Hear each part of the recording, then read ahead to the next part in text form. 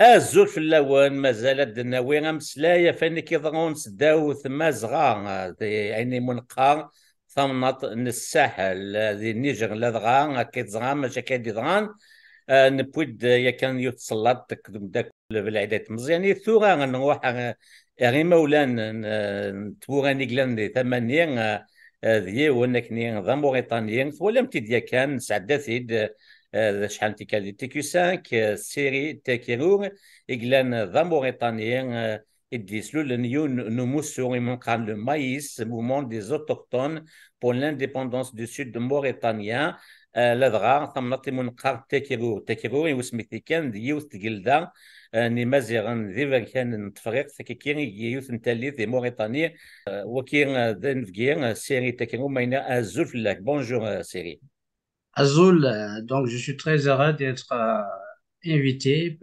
par la télécabine TQ5, basée au Canada, qui est aussi un moyen de contourner la censure imposée par la junte mauritanienne, une junte implacable, spécialiste en violation de droits humains. En tout cas, l'actualité qui nous interpelle aujourd'hui, c'est la situation au Niger. Tout à fait, tout Et- à fait. et- Syrie justement, on va pas parler de Mauritanie, bon, au moins peut-être vers la fin, mais l'actualité actuellement, elle est occupée sur la scène africaine par ce qui se passe au Niger et dans les pays du Sahel d'une façon générale. Avec vous, on va essayer de voir votre analyse et comment vous voyez les choses. Donc, la première des choses, ce qu'il y a eu de remarquer, Syrie, c'est qu'il y a un développement d'un sentiment anti-français en Afrique qui est vraiment de plus en plus, il ira crescendo. Comment vous expliquez-vous justement ce développement de sentiment interfrançais en Afrique? Disons que ce sentiment, avant d'en parler, je comptais quand même rendre hommage à M. Ferhat Mehni, le président du mouvement pour l'autodétermination de la Kabylie, qui a écrit un ouvrage en 2014 intitulé La France va-t-elle perdre l'Afrique? Je pense que la question commence à trouver des éléments de réponse et c'est ce qu'on entend aussi du dirigeant d'un peuple qui a une longue histoire, pétrie de sagesse et qui voit loin. Concernant donc sa question, moi, ma réponse, c'est que la France a commencé à perdre l'Afrique depuis les indépendances octroyées. Ce sont des indépendances qui sont tombées sans qu'on ait eu à se battre. Donc, effectivement, on n'avait pas eu l'expérience de la souveraineté, l'expérience de la liberté de prendre soi-même ses décisions. Là, c'était une perte euh, de son aura, de son empire qui était déjà programmé dès la vague des indépendances des années 60, où tout de suite le général de Gaulle a mis en place une politique d'assistanat des régimes africains qui ont été tutorés par la cellule Jacques Foccart et qui a connu beaucoup d'échecs avec des aides répétées qui donnaient l'impression que ces États étaient sous perfusion, que la France était faussement sauveur puisqu'elle n'apprenait pas à pêcher mais à donner le poisson. Donc aujourd'hui, nous sommes arrivés à une certaine cascade de prise de conscience qui malheureusement est très mal perçu par l'opinion internationale parce qu'on a toujours considéré les militaires comme de mauvais gestionnaires. Il faut juste rappeler que le général de Gaulle était un général, par exemple. Mm. Que Winston Churchill était un militaire. Il était même un reporter de guerre. Et il se flattait d'avoir tué des Soudanais à la bataille d'Omdurman. Que le général Eisenhower était un général. Il n'y a pas de bons ou de mauvais militaires. Il y a de bons compatriotes et de mauvais compatriotes. Parmi la vague de coups d'État que nous avons connue au Mali, puis à Guinée-Conakry, puis au Burkina, puis au Niger, j'ai fait particulièrement confiance à ce climat de changement au Mali parce que sa racine, c'est l'Afrique d'antan. On n'a pas des références étrangères. On cherche à retrouver l'Afrique de Sundiata Keita. On cherche à retrouver l'Afrique de Mansa Moussa. Et c'est effectivement la seule voie pour les Africains pour reconquérir leur dignité et se faire respecter dans le monde entier en mettant en place des modes de gouvernance et de guidance qui sont issus de leur tradition, qui sont issus de leur civilisation. Je donne ce point particulier au Mali parce que le ministre des Affaires étrangères malien, M. Abdoulaye Diop, à travers ses différentes interventions, m'a donné l'impression d'un homme qui est cultivé, d'un homme de paix aussi, puisqu'on peut très bien sortir de la France-Afrique sans pour autant brandir des lances ou des saguets. Ça doit être tout simplement une redéfinition de contrat. Je le vois plus par une redéfinition de contrat que plutôt rentrer dans une guerre envers une ancienne puissance coloniale. Ce qu'exige l'Afrique aujourd'hui, c'est de pouvoir choisir librement ses partenaires, de ne pas être sous le diktat de la France ou de la Russie ou des États-Unis. Et il y a un impératif absolument nécessaire, c'est toutes les armées étrangères doivent évacuer le sol africain. C'est absolument prioritaire pour moi si on veut une Afrique debout, une Afrique qui sorte de l'infantilisation. Voilà ce que je voulais dire à propos donc de la France-Afrique. La France-Afrique est morte dès 1960. Très bien, très Aujourd'hui, bien. Il y aura une voilà. question par rapport à toujours à cette France-Afrique. Donc, ma deuxième question, ça serait bien de voir un peu votre analyse par rapport à ce qui se passe un peu au Niger. Donc, ma question, pensez-vous qu'il y aura la guerre au Niger vraiment en série? La guerre, il y a très peu de chances qu'elle ait lieu.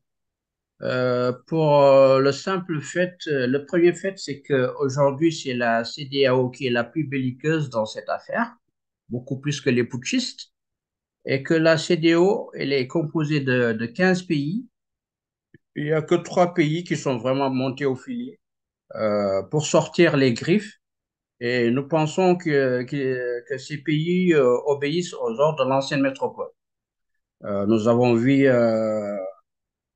la véhémence d'Alassane Draman Ouattara, qui est le président de la Côte d'Ivoire, qui a réalisé de très belles choses sur le plan économique pour la Côte d'Ivoire. Mais on n'aimerait pas qu'il soit le bras armé de la France au Niger ou ailleurs. Et ce n'est pas certainement avec une proposition de 800 à 1000 soldats au Niger qu'on va réussir à faire taire les putschistes et surtout le peuple nigérien. Le peuple nigérien est globalement pour ce changement. Nous avons vu monter au créneau aussi le président du Sénégal, Monsieur Macky Sall. Je lui donnerai les mêmes conseils que ceux donnés à l'honorable président de la Côte d'Ivoire, que je respecte beaucoup pour son bilan économique. Macky Sall aussi a un bilan économique, on va dire, favorable, mais sur le plan de l'intervention militaire pour frapper un frère africain, ce serait carrément un suicide. Beaucoup plus Ouattara que Macky Sall, puisque Macky Sall est en train de négocier une sortie honorable dans son pays pour ne pas être chassé comme certains dictateurs. Il y a aussi le Bénin. Le Bénin, on va dire que aussi bien le Bénin, le Sénégal et la Côte d'Ivoire n'ont pas les moyens militaires pour rétablir l'ordre constitutionnel au Niger, sachant que le Niger est épaulé dans cette aventure au lendemain, on va dire, un peu incertain, par le Mali. Et derrière le Mali, il y a quand même la Russie. Il faut tenir compte de cette géopolitique-là. Donc aujourd'hui, même la CEDEAO sait qu'elle va s'embourber, comme elle s'était embourbée d'ailleurs au Libéria et en Sierra Leone, quand elle avait recouru à la force. Et au Libéria, je rappelle juste pour l'histoire, qui avait quand même eu 250 morts, 250 000 morts pour une population d'environ 2 millions d'habitants. Ça veut dire que ça a été vraiment un sacré carnage malgré l'intervention de l'ECOMOG. Donc, il n'y aura pas de guerre à 90%. Mais ce qu'il est important de savoir, c'est que l'intention de donner une leçon militaire au Niger a déjà des conséquences géopolitiques. C'est-à-dire, il y a des alliances qui sont en train de se faire. Et je pense que justement, ce sont ces alliances-là qui peuvent être intéressantes pour lutter contre ce qui nous préoccupe aujourd'hui, à savoir le terrorisme. Le Mali, par ce coup d'État au Niger, a réussi à un peu plus cadenasser ses frontières. Il y avait effectivement un péril Touareg par par la façade est. Et aujourd'hui, il trouve un allié euh, en le pays, le Niger. Donc, c'est effectivement un sentiment très belliqueux de la part de certains pays de l'ECOMOG qui ont fait craindre une escalade, mais cette escalade, matériellement, militairement, n'est pas possible. Euh, L'armée la plus forte au niveau de l'ECOMOG, c'est celle du Nigeria. Et le président du Nigeria a été lui-même désavoué par son parlement. Ça veut dire qu'en fait, s'attaquer au Niger est vu par la majorité des Africains comme une traîtrise. Et on peut très bien perdre son fauteuil au Nigeria, au Sénégal ou en Côte d'Ivoire en essayant d'aller frapper le frère. C'est très culturel chez les Africains. On ne touche pas au sang, à notre sang. Très bien. Et je pense qu'ils ont bien reçu ce message, chef d'État. Très bien, mon cher Cyril. Donc, vous avez bien cité la CEDEAO, qui, pour rappel, est une organisation intergouvernementale ouest-africaine créée le 28 mai 75. C'est une structure qui est destinée à coordonner les actions des pays d'Afrique de l'Ouest. Comme vous l'avez bien dit, elle compte aujourd'hui 15 membres. Son but est de promouvoir la coopération et l'intégration avec l'objectif de créer une Union économique et monétaire ouest-africaine. Dans un premier temps, elle a pour mission un rôle purement économique, mais doucement, elle s'est glissée très vite pour s'intéresser au maintien de la paix. C'est ainsi qu'en 90, je suis en train de rappeler un peu les faits, en 90, son pouvoir est étendu au maintien de la stabilité régionale avec la création d'un groupe militaire d'intervention qui devient permanent en 99. Ceci dit, je suis étonné, Syrie, que CEDEAO, donc c'est une communauté économique des États de l'Afrique de l'Ouest, sachant que la Mauritanie fait partie de l'Afrique de l'Ouest, elle ne fait pas partie de cette communauté. Pourquoi, au fait? Si la Mauritanie faisait partie de la CEDEAO à sa création, la Mauritanie a décidé de quitter la CEDEAO en 2000-2001 parce qu'elle voulait donner la priorité à la construction de l'Union du Maghreb arabe. Donc, C'est une raison idéologique, c'est ça? voilà, exactement. Donc, c'est En comme gros, l'Algérie, elle préfère tourner, enfin, c'est comme certains pays d'Afrique du Nord, elle préfère tourner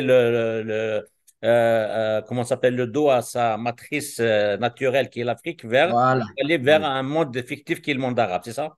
tout à fait. Et d'ailleurs, le Maroc lui a donné une très belle leçon. Pendant que la Mauritanie est en train de construire une union du Maghreb arabe qui n'aura que difficilement lieu à cause du problème du Sahara occidental, le Maghreb a compris que son espace naturel, c'était l'Afrique noire, D'accord. que c'est au sein de l'Afrique noire qu'elle avait le plus d'alliés. Et je ne vais pas d'ailleurs vous rappeler l'histoire entre le royaume chérifien et le Tekrour. Même du temps du Tekrour, il y avait quand même des liens diplomatiques entre le Maroc et le Tekrour. Il y avait une coopération militaire. Mhm. Donc le Maroc, il sait très bien que l'Afrique noire est son pendant le plus naturel. Et l'autre point fort, c'est que le centre spirituel de la Tijania, qui impacte pas mal l'Afrique noire, ben, il est à Fès, puisque les Algériens n'ont pas honoré comme il se devait le Cheikh Ahmed Tijan, qui était algérien, Et nul n'est prophète en son pays. C'est quand même à Fès que finalement ce centre spirituel soufi va se développer, même si par ailleurs on peut dire autre chose sur les impacts négatifs de la religion de façon générale sur le fatalisme de l'Africain. Très bien. Ma prochaine question, série, c'est que il y a une série de coups d'État en Afrique de l'Ouest. Cette série de coups d'État annonce-t-elle une nouvelle Afrique plus indépendante des anciennes métropoles? Je vais dire que j'ai très fort espoir que cette série de coups d'État correspond à ce qu'avaient prévu nos ancêtres. Je vais parler d'un point de vue spirituel. Nos ancêtres étaient de grands scrutateurs du ciel. Ils avaient très rapidement compris que pour comprendre le devenir de la Terre, il faut voir un peu le mouvement d'ensemble dans le ciel, qu'il y avait des impacts, qu'il y avait des interactions. Donc, il y a ce qu'on appelle les airs.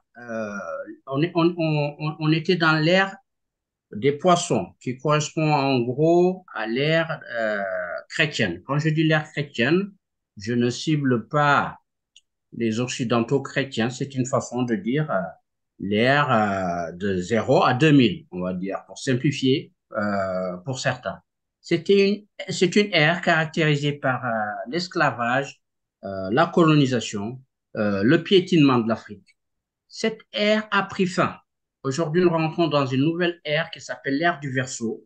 L'ère du Verseau, c'est-à-dire que l'axe de la Terre va se tourner vers la constellation du Verseau. Elle va quitter la constellation des poissons et ça va correspondre à une ère de changement. On y est vraiment. Nous espérons beaucoup, nous qui avons un peu un côté spirituel, que cette suite de coups d'État, je ne suis pas non plus un fan de coups d'État, mais en tout cas, il va y avoir des bouleversements, des changements très brutaux, à l'issue desquels il va y avoir une espèce de justice. C'est comme si, en gros, on essuyait les larmes de Mama Africa après l'esclavage arabo-musulman qui a duré 14 siècles, avec la castration de nos ancêtres, suivi de l'esclavage euh, amené par les Blancs, la traite atlantique, on va dire, où il y a eu encore 20 millions de morts, certes pas de castration, mais c'est quand même une plaie ouverte dans l'humanité, dans ce qui fait notre humanisme. Et pour couronner tout cela, un colonialisme qui n'est toujours pas terminé. La cascade d'indépendance dans les années 60, au contraire, a arrimé davantage l'Afrique francophone, particulièrement à la France. Mais il n'y a pas que la France comme à faire venir comme accusé. Vous savez, quand vous allez au Congo, on va plutôt vous parler du roi Léopold II de Belgique qui faisait couper des mains à des esclaves quand le rendement n'était pas au rendez-vous. D'ailleurs, on m'a toujours dit, on m'a même dit il n'y a pas longtemps qu'il y avait encore des chocolats belges qui étaient des mains. Et voilà, donc, qui rappellent un peu ces mains d'Africains qui étaient coupées. On peut aussi parler d'autres colons comme l'Angleterre. Mais ce qui est quand même, ce que nous constatons, c'est que la France-Afrique, c'est-à-dire l'État français, le fait beaucoup plus ouvertement. Et il excelle beaucoup plus dans le pillage des ressources africaines. Il excelle beaucoup plus dans l'ingérence dans les affaires intérieures de l'Afrique francophone. Et c'est en ce sens que peut-être l'Afrique l'a choisi comme exemple. C'est-à-dire que si on venait à bout de ce mal-là, on viendrait aussi à bout de tous les autres maux dus aux anciennes métropoles. C'est ce qui est en train de se passer sous nos yeux. C'est peut-être la prophétie de nos ancêtres, mais en tout cas, il faut savoir que l'Afrique est une terre de paix que nous n'avons pas génocidé avant qu'on nous ait appris comment faire un génocide. On ne savait pas ça. C'était une grande civilisation de paix. Nous n'avons jamais envoyé personne. ni le pourtour méditerranéen. Nous ne sommes pas allés envahir les populations qui étaient de l'autre côté de la mer Rouge. Donc, quelque part, dans cette prophétie, il y a une transformation de l'humanisme et de l'humanité de l'Africain qui s'est faite au contact d'autres civilisations qui n'ont pas apporté de civilisation, mais plutôt l'horreur. Donc, nous espérons effectivement que ces premiers coups d'État, bien que n'étant pas fan de coups d'État, ne soient que les prémices de futurs changements peut-être un peu chaotiques, mais qui aboutiront vers une justice pérenne Et pour le continent et dans ses rapports avec les autres continents aussi. ouais. L'Afrique aux Africains, ce qui se dessine aujourd'hui est en train de se faire davantage par les armes. Mais nous espérons qu'à un moment, elle se fera aussi par le savoir, le retour aux sources, savoir comment on gérait les périodes de paix et de stabilité avant l'avènement des Perses, avant l'avènement des Turcs, des Arabes, des Européens. On avait euh, des modes de gouvernance qui garantissaient la répartition des richesses. Les tyrans, on avait une méthode pour nous débarrasser des tyrans. Je vous en raconte une. D'ailleurs, dans le Tekro, il y a Manna qui était un tyran et il est mort par un piège. On l'a invité à prendre une barque et à traverser un fleuve. On savait qu'il ne savait pas nager. Il a été abandonné à lui-même au milieu du fleuve. Voilà comment on finissait avec les tyrans sans pour autant faire des massacres ou des génocides. Cyril, la question qui vient d'être posée, est-ce que la France est-elle vraiment l'unique mal en zone de ce qu'on appelle CFA, colonie française d'Afrique, qui est une ancienne appellation maintenant? Bon, quand on parle du CFA, c'est effectivement la France et c'est un nom très scandaleux parce que CFA, ça voulait dire avant euh, colonie française d'Afrique. Il y a bien le mot colonie là-dedans. Et quand on a pensé à une monnaie de singe pour les Africains, on l'a tout simplement rappelé euh, communauté, communauté, je ne sais plus, Communauté financière d'Afrique. africaine. Voilà, communauté financière Donc on a d'Afrique. changé colonie par communauté et France par Exactement les mêmes financière. sigles, exactement les mêmes sigles. C'est pour dire, vous les Africains, on va vous donner cette monnaie de singe et n'oubliez pas que, en gros, vous restez quand même des esclaves, vous restez des colonisés, puisque le sigle, nous en savons exactement la bonne définition.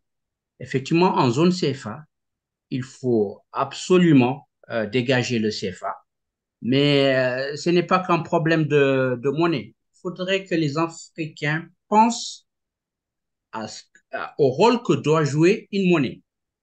Par exemple, en Occident, quand on prend les Américains, ils ont créé une monnaie, ils ont une planche à billets qui marche comme ils veulent.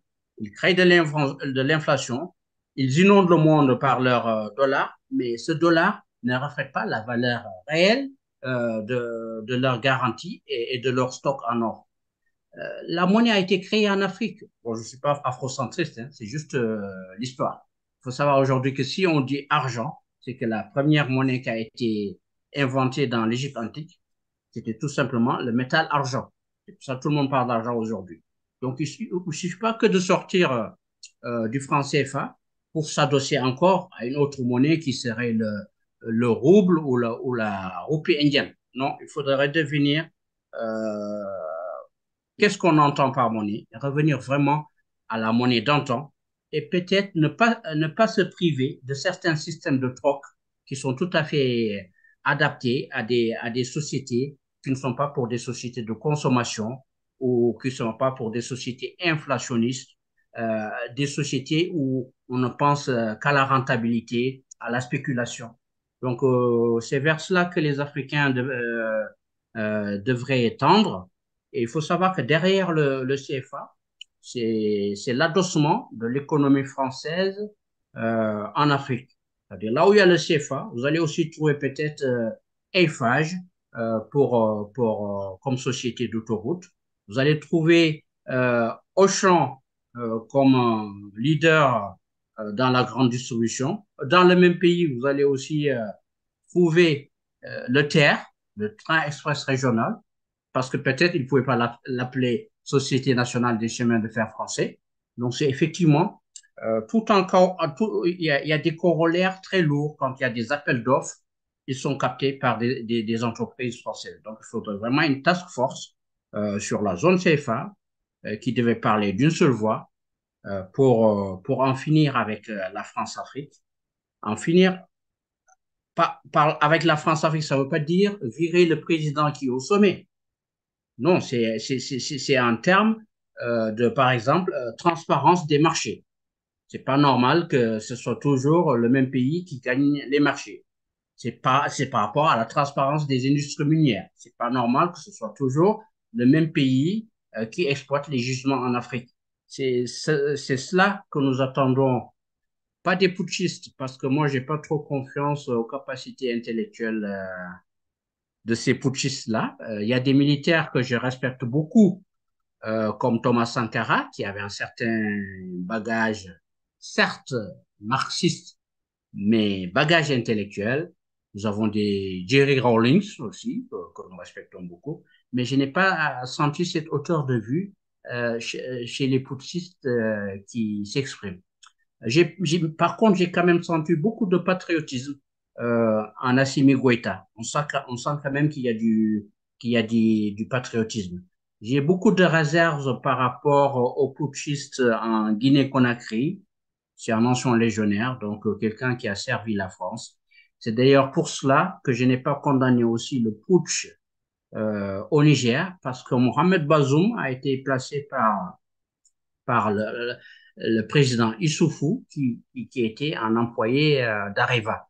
Donc effectivement, Areva était déjà à la présidence depuis fort longtemps au Niger. Je reviendrai d'ailleurs plus loin sur le Sahel, si vous me permettez, Oui, pour mieux expliquer cette crise en ce moment dans cette région. oui, justement, on revient sur ça, mais avant cela, j'aimerais bien revenir à la CEDEAO, qui, encore une fois, pour rappel, c'est la Communauté économique des États d'Afrique du Nord, de l'Ouest,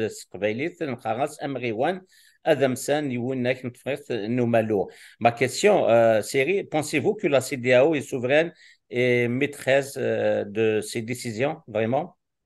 En fait, la souveraineté des États africains, il faut la chercher du côté davantage des pays anglophones.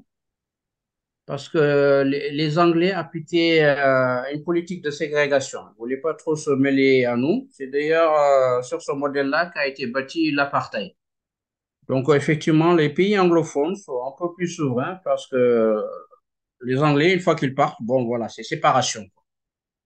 Mais cette CEDEAO, bien que le maillon fort soit le Nigeria, a été infiltré par des préfets de la France. Je m'excuse du terme parce que j'ai quand même beaucoup de respect pour les présidents élus. Présidents élus.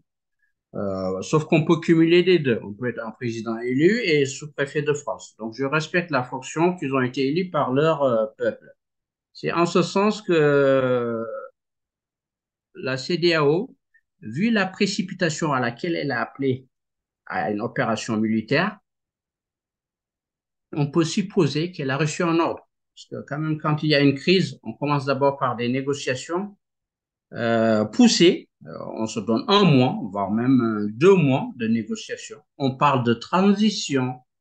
De quelle durée de transition souhaitez-vous, monsieur les putschistes, demander des garanties par rapport aux acquis démocratiques? Il n'a été rien de tout cela. L'option militaire a été mise en avant. Donc, je pense que c'est un ordre qui vient de la France. Nous n'en avons pas encore les preuves, mais en tout cas, il y a une accélération de la proposition militaire qui laisse supposer que des ordres ont été reçus par ceux qui représentent le plus les intérêts de la France en Afrique de l'Ouest, à savoir le Sénégal et la Côte d'Ivoire. C'est aussi l'histoire. Hein. Quand on dit le Sénégal et la Côte d'Ivoire, ça fait penser à Léopold Sédar Senghor et M. Félix Houphouët-Boigny, des géants du continent africain. Il faut savoir que si Senghor Félix Houphouët-Boigny ne s'était pas opposé au projet de la Fédération du Mali, on aurait une Afrique beaucoup plus stable, puisque dès le départ, avec Modibo Keïta, que je respecte beaucoup, un panafricaniste authentique, on aurait eu l'union du Mali avec le Sénégal, avec la Haute-Volta, qui est l'actuel Burkina et le Bénin. Donc, il y a eu un sabotage qui a été fait dans un premier temps. Donc, la Haute-Volta et le Bénin s'étaient retirés. Et puis, Senghor a achevé la bête, tout simplement, en politisant la fédération aux yeux des Sénégalais qui ne voyaient plus leur intérêt à partir avec le Mali. Si on avait vraiment de très grandes fédérations, on aurait de très fortes armées qui seraient respectées, des économies qui s'interpénètrent, des pays qui se développent plus vite, qui mutualisent leurs efforts. Eh bien, tout cela a été anéanti par, par M. Félix Houphouët-Boigny, entre autres, et M. Léopold Sédar Senghor. Paix à leur âme. Je leur reconnais d'autres qualités, mais pas celle d'avoir fédéré l'Afrique de l'Ouest. Très bien. Donc, Pour voilà. revenir un peu à votre pays, la Mauritanie, donc ça m'aimerait bien si vous pouvez nous dire que pensez-vous de sa position et son refus de s'ingérer dans ce qui se passe au Niger? Bon, j'avoue que la junte, c'est mon adversaire. Je veux l'indépendance de la Mauritanie du Sud, mais ils sont très bien conseillés. Il faut savoir que la Mauritanie fait partie de la France-Afrique aussi. Si aujourd'hui c'est une junte arabe qui dirige le pays, c'est par la bénédiction de la France du général Charles de Gaulle. Mais là, ils ont vu juste. Ils ont vu juste. La condamnation, c'est une condamnation de principe. Parce qu'il faut dire que l'actuel général Ahmed Cheikh Razouani lui-même est un putschiste. Donc, on a tous compris, c'est une condamnation de principe. Il faut condamner parce que nous sommes tous des gourous de la démocratie. Mais là où il a vu juste, c'est qu'il n'interviendra pas militairement. Pour comprendre cela, il faudrait comprendre déjà la géopolitique du Sahel. Il faut savoir que le général de Gaulle, en 1957, voulait créer un grand État arabe, on va dire arabe, sahraoui, touareg, euh, et qui allait jusqu'au Tchad, c'est-à-dire de la Mauritanie, le Mali, le Niger, le Tchad, avec un peu le sud de l'Algérie. Pourquoi un peu le sud de l'Algérie? Est-ce que Parce c'est que la France, c'est ce qu'on appelle de nos jours le Sahel? bon, disons, c'est le Sahel, on peut le résumer ainsi. Mais moi, je n'aime pas trop utiliser le Sahel parce que le Sahel, ça veut dire la côte. En Et arabe, la oui. côte, Justement, nous je me suis savons dit, bien à quoi ça renvoie. Ça renvoie à la côte des esclaves, ça renvoie à la côte de l'ivoire, ça renvoie à la côte de l'or, ça renvoie à cette vision de l'Afrique mais uniquement par ses richesses, par son sous-sol et ses esclaves. C'est pour ça que Qui a utilisé la première fois ce terme de Sahel? C'est la France? je ne sais pas qui l'a inventé la première fois, mais en tout cas, ce que je parle à propos de l'OCRS, c'est l'Organisation commune des régions du Sahara, c'est la droite française qui l'a inventé. Et quand De Gaulle a fait son coup d'État contre la quatrième République française, il l'a réutilisé parce qu'on venait de découvrir du pétrole dans le sud algérien. On commençait l'exploitation du fer mauritanien à Zouérat. Et figurez-vous, en 56 déjà, on découvrait les premiers blocs d'uranium au Niger. Donc tout de suite, bien sûr, la droite française et De Gaulle après, le but c'était de mettre tous ces œufs, tous ces jugements, toute cette fortune dans le même sac. Le projet c'était de créer un État saharien. Et ce projet n'a jamais cessé, puisque l'Azawad dont vous parlez aujourd'hui, là, il est né de cela. En 1957, il y a eu des Touaregs avec des Beydans, donc des Arabes mauritaniens, qui ont écrit une lettre à De Gaulle pour dire il est absolument hors de question que nous allions dans cette fédération de Mali dirigée par un noir, Modibo Keïta, pour être sous leur joug. Bon, je caricature, vu qu'on était leur maître avant, nous préférions retourner dans l'Algérie ou alors retourner carrément au Moyen-Orient. Donc, Monsieur De Gaulle, nous sommes des Français musulmans, nous voulons rester dans la France, mais surtout pas dirigés par des Noirs. Ça a commencé en 1957, la lettre elle existe toujours, elle a été rédigée, je crois, le 30 mai 57. Donc, toute cette région-là où ça bouge, c'est lié à ce projet de la France de créer un État arabe et Touareg. Et aujourd'hui, la Mauritanie est très impliquée dans l'Azawad. Le quartier général de l'Azawad, il est à Nouakchott. Pour vous en rendre compte, essayez de trouver les images de la célébration de la déclaration d'indépendance de l'Azawad. C'est un grand moment aujourd'hui pour le peuple de l'Azawad, en hommage aux combattants qui sont tombés sur le champ de l'honneur, en hommage à l'ensemble des populations de l'Azawad durant toutes ces années de marche à la quête de la liberté et de l'indépendance, que ce soir, le comité exécutif du MNLA, à travers son secrétaire général, M. Bilal Agachérif, a proclamé solennellement l'indépendance de l'État de l'Azawad. La plupart des festivités, c'était à Nouakchott, sous la barbe du général Razouani. Donc, c'est une guerre qui concerne toute cette région-là.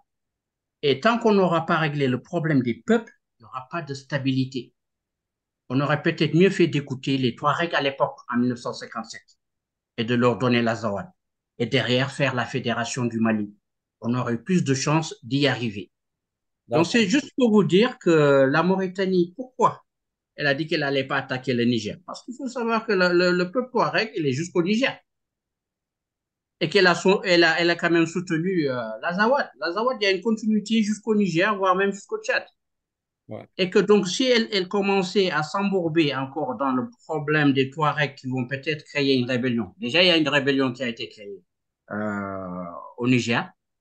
Il peut y avoir des incidences directes de la part du Mali qui a déclaré sa solidarité avec les putschistes du Niger.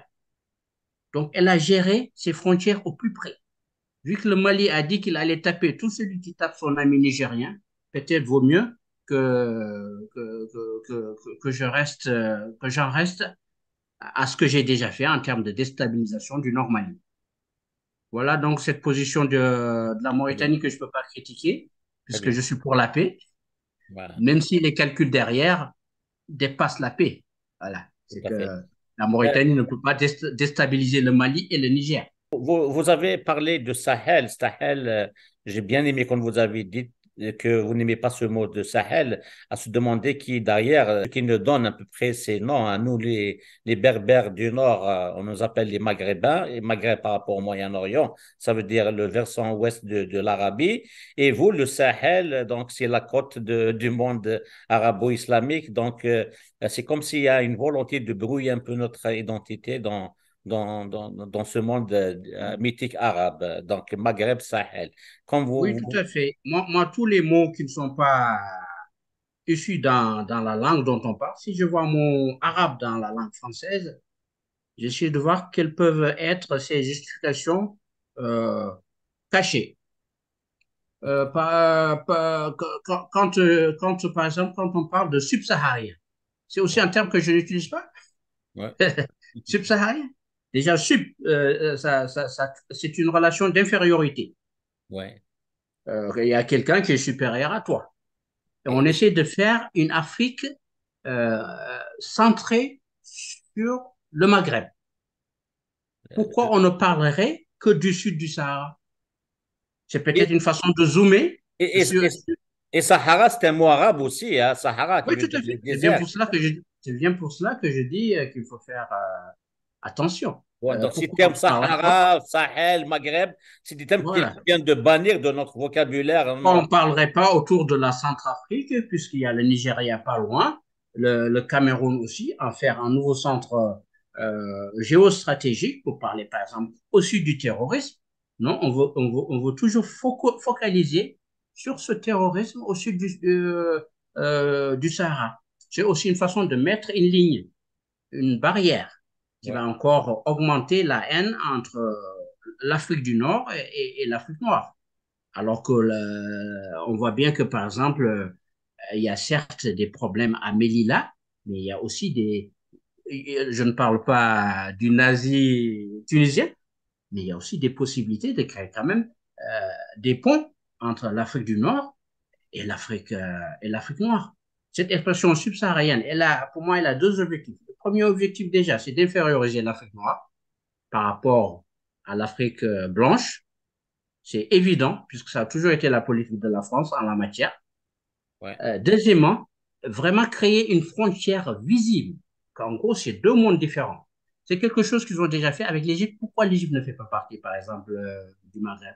Parce qu'à un moment, ils ont considéré que les Égyptiens, ils étaient dans le bassin méditerranéen, qui était plus proche de la Grèce, donc un bassin civilisationnel proche de l'Europe.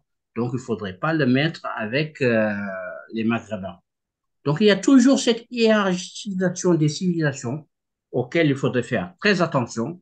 Et notre rôle à nous, les Africains, c'est de nous définir nous-mêmes.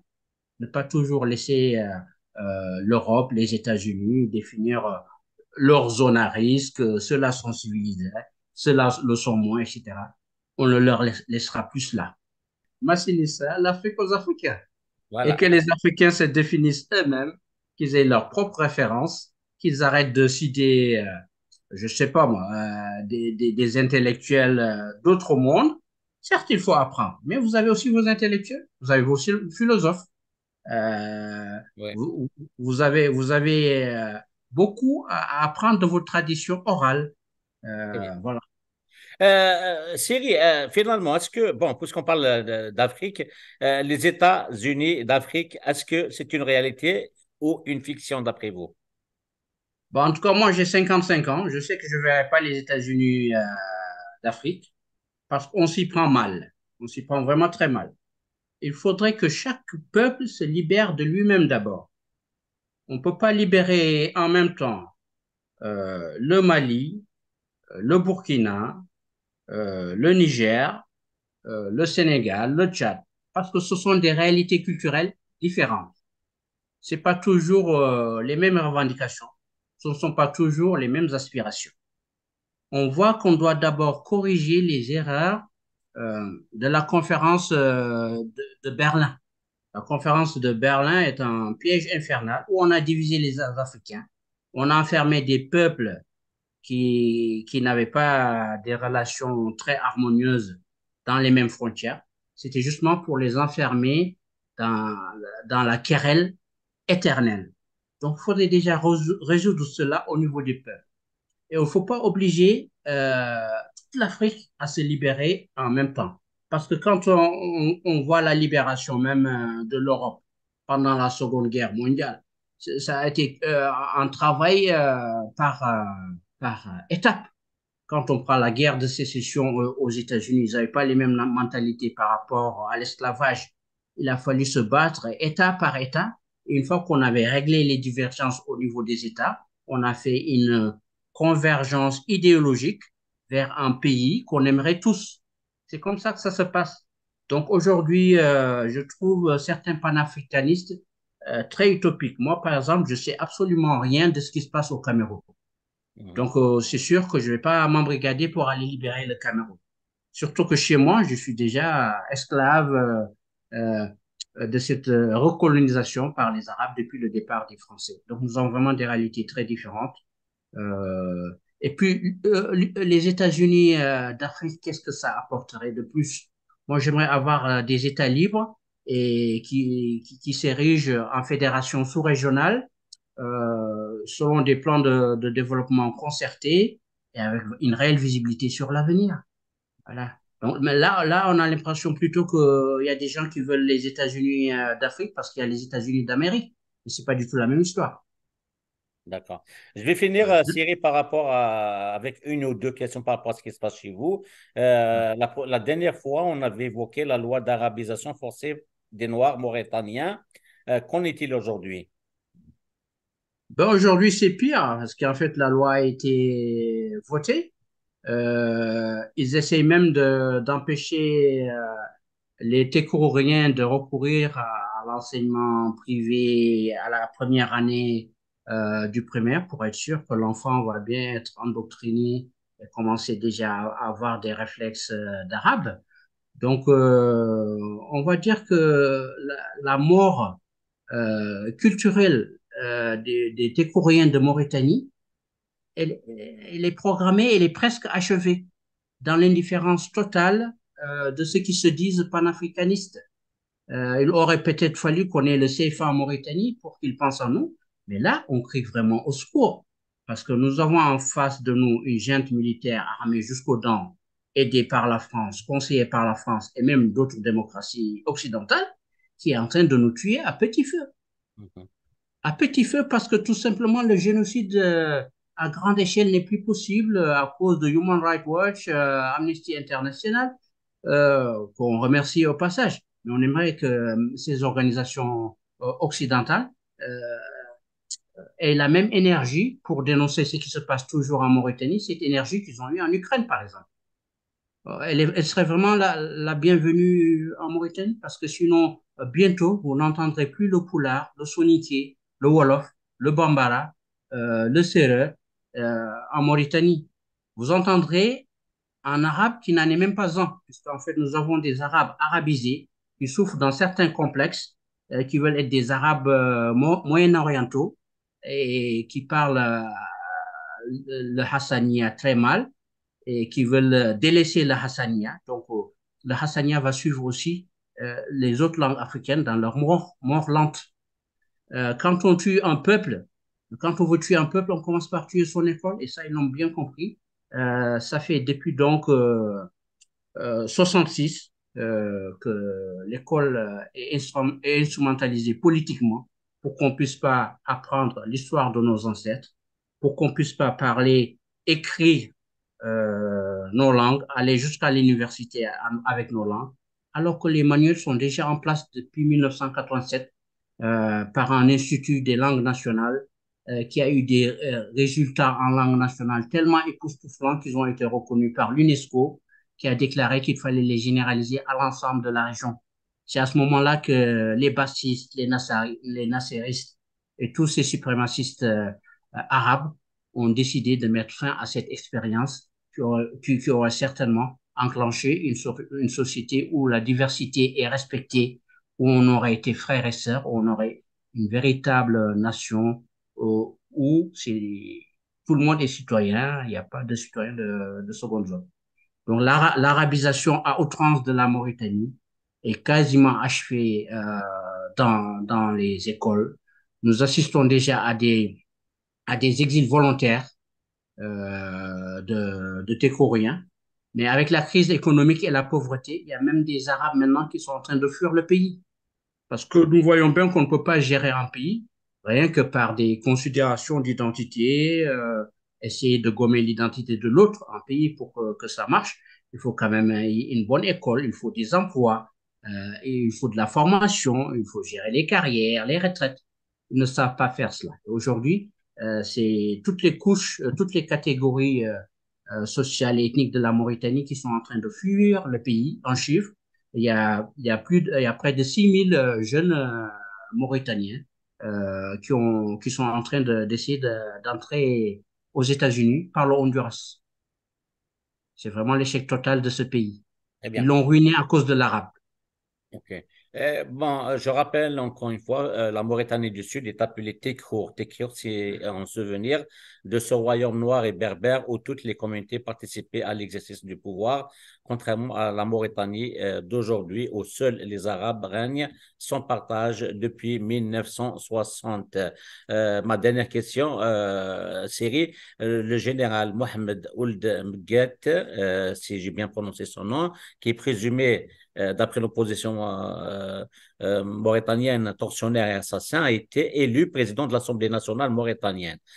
Ma question face à cette promotion de l'impunité, car voyez-vous ou bien craignez-vous un autre génocide contre les non-arabes en Mauritanie? Oui, d'ailleurs, c'est la crainte d'un nouveau génocide qui nous a poussé à créer Maïs, le mouvement des autochtones pour l'indépendance du Sud. Ce n'est pas l'opposition mauritanienne qui crient au scandale. Parce que l'opposition mauritanienne, on va dire qu'il y a plusieurs oppositions. On va dire que c'est plutôt les victimes du génocide qui ont parlé comme un seul homme, qu'il était inacceptable que la seconde personnalité du pays soit une personne accusée d'avoir torturé, d'avoir tué.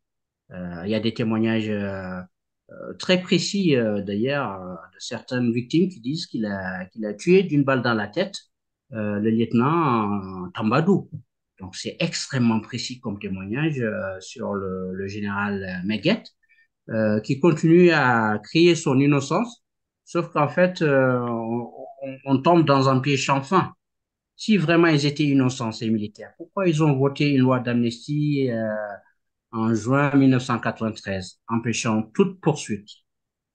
Donc là, en gros, s'il crie son innocence, s'il est vraiment sincère, maintenant qu'il est président de l'Assemblée nationale, il faudrait qu'il abroge la loi d'amnistie de 93 et qu'il se présente devant les tribunaux et qu'on puisse faire des enquêtes. On n'a même pas la possibilité de faire enquête sur ce qui s'est passé. C'est en gros, on vous a tué, revenez, nous sommes frères, comme le dit l'islam. Et c'est très douloureux pour celles et ceux qui ont perdu leur papa, leur neveu, et avec le général Razouani qui promeut comme président de l'Assemblée nationale son comparse, le général Meguet. Cela veut dire tout simplement que toutes les conditions sont en place pour qu'il y ait un autre génocide, puisqu'on ne reconnaît pas. Tant qu'on ne reconnaît pas une erreur, on peut la reproduire, on peut la refaire. Tant qu'on ne reconnaît pas une erreur, peut-être que quelque part, ce n'est pas une erreur. Donc, elle peut recommencer. Sans parler des milices arabes qui s'entraînent maintenant devant nous, puisqu'il y a ce qu'ils appellent des clubs de tir, où normalement on devrait s'entraîner comme tous les sportifs de haut niveau avec une arme qui ne peut pas faire mal, comme dans les Jeux Olympiques. Ils ont carrément des calibres de guerre, des armes à rafale et tout. Et ils mettent les vidéos dans les réseaux sociaux pour dire, voilà, vous les nègres, si vous bougez encore, eh ben, on va terminer l'effacement commencé en 89. C'est en Oui. ce sens que j'invite tous les Mauritaniens à continuer à manifester devant l'Assemblée nationale pour que le général Meguet ait un vrai problème de conscience, démissionne pour qu'on puisse aller vraiment vers un apaisement, à une paix dans les cœurs qui puisse nous amener peut-être un jour à une commission sur vérité et réconciliation et qu'on règle définitivement ce génocide. Ça, c'est mon opinion en moi, mais ce n'est pas celle de Maïs.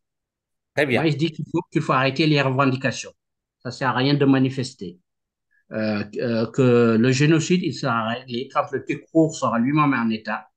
Il pourra porter plainte contre un autre État. Et ça aura plus de chances d'aboutir que des citoyens démunis qui n'ont que leurs mains ou leurs yeux pour pleurer, pour se plaindre contre une junte armée jusqu'aux dents. Ça, c'est la position de Maïs. Très bien.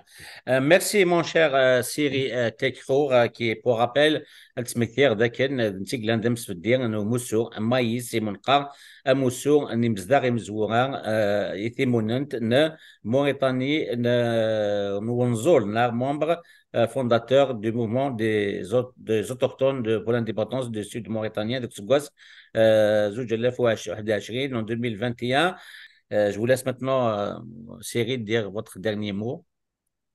Bon, mon dernier mot, comme je suis sur une télé kabyle, très solidaire avec les Kabyles. J'ai vu les incendies qu'il y avait des forêts kabyles. Ce sont des incendies qui paraissent criminels, je pense.